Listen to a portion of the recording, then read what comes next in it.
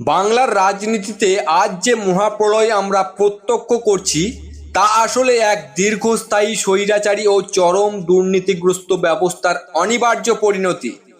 এটি কেবল একটি সরকারের পতন নয়, বরং বাংলার সাধারণ মানুষের পঞ্জীভূত ক্ষোভের আগ্নেয়গিরির এক ঐতিহাসিক বিস্ফোরণ।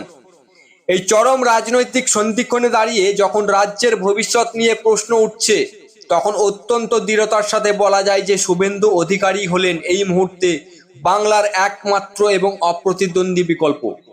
কেন এই দাবি এত জোরালো তা বুঝতে গেলে আমাদের তার দীর্ঘ রাজনৈতিক সংগ্রাম এবং প্রশাসনিক দক্ষতার দিকে তাকাতে হবে।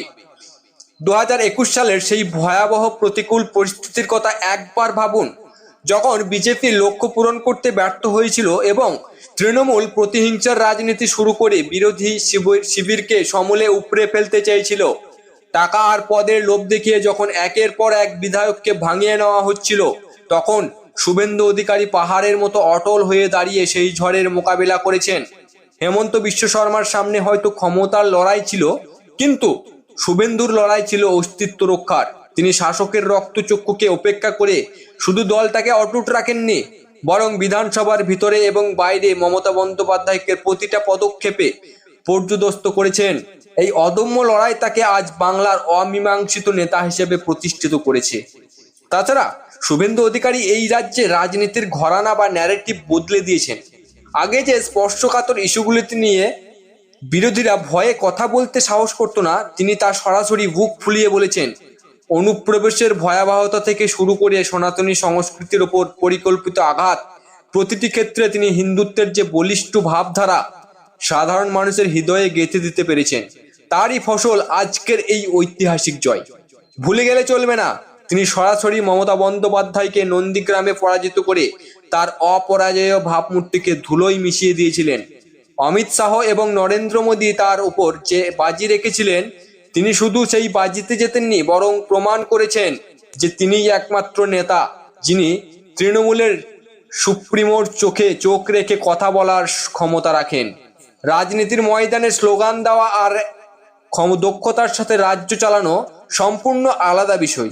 আজকের নবনির্বাচিত বিধায়কদের মধ্যে শুভেন্দু অধিকারীর মতো 10 বছরের সফল প্রশাসনিক অভিজ্ঞতা আর কারোর নেই। পরিবহন হোক বা সেচ দপ্তর, তিনি যে স্বচ্ছতা ও গতির সাথে কাজ করেছিলেন তা আজও মানুষের মনে আছে। তাই কেন্দ্রের মোদী সরকারের সাথে সমন্বয় রেখে বাংলাকে ফের উন্নয়নের কক্ষপথে ফেরানোর জন্য তার চেয়ে যোগ্য দ্বিতীয় ব্যক্তির কোনো বিকল্প হয় না।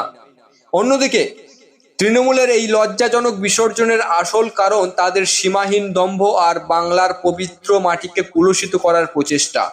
2013 সালের পঞ্চায়েত নির্বাচনের সময় থেকেই এরা অরাজকতা শুরু করেছিলেন। যখন শ্রদ্ধেয় কবি শঙ্খ ঘোষের মতো ব্যক্তিত্বদের অনুব্রত মণ্ডলের মতো মানুষ আক্রমণ করেন আর মুখ্যমন্ত্রী তাতে সায় দেন, তখনই এই পতনের বীজ বপন হয়েছিল। এরা গত 10 বছর একদল চাটুকার বুদ্ধিজীবী আর শিল্পী তৈরি করেছিলেন এই গত 10 বছরে, যারা পার্থ চট্টোপাধ্যায়ের বান্ধবীর ফ্ল্যাট থেকে বেরোনো 50 কোটি টাকা বা কেজি কেজি সোনা দেখেও নীরব ছিলেন। সরকারি পদ আর সুবিধার লোভে এরা বাংলার বিবেককে বিক্রি করে দিয়েছিলেন। এমনকি রেশনের চাল চুরির দায়ে জেল খাটা জ্যোতিপ্রিয় মল্লিকের মতো মানুষকে প্রার্থী করা বাংলার মানুষের সাধারণ বিচার বুদ্ধির ওপর এক চরম অপমান ছিল।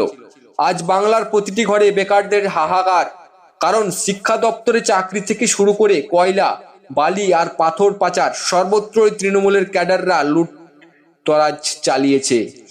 পুলিশ প্রশাসনকে কার্যত দলদাসে পরিণত করে ছোট বড় থানাকে তোলাবাজির কেন্দ্রে পরিণত করা হয়েছিল। আরজিকর কাণ্ডের মতো বিভীষিকা আমাদের চোখে আঙুল দিয়ে দেখিয়েছে যে এই রাজ্যে নারী নিরাপত্তা আজ তলানিতে ঠেকেছে। শিল্পের নামে শুধু বড় বড় গলা ভরা বুলি আউড়ে যুব সমাজকে যুবশ্রীর মতো নামমাত্র ভাতা দিয়ে ভিখারি করার চেষ্টা করা হয়েছে। কিন্তু শিক্ষিত যুব সমাজ আজ ভিক্ষা নয়, কর্মসংস্থান চাই।